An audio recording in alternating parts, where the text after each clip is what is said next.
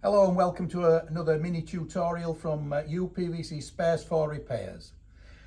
Many of our customers have difficulty in telling us the exact type of hinge that they require.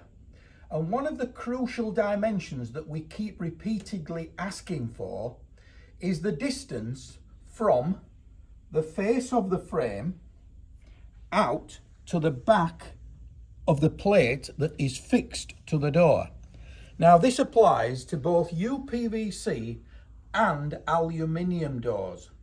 So exactly the same principle is going to be required to give us this information. And a quick and easy way to do it is like this. 2 pieces of card.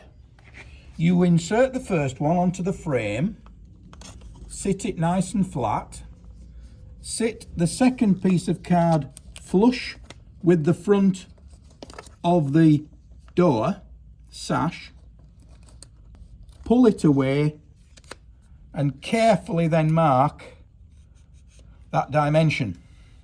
Now all we want is this. On an aluminium door, it's going to be considerably less. That is the dimension when we ask for the distance from the face of the outer frame to the face of the sash. Thank you.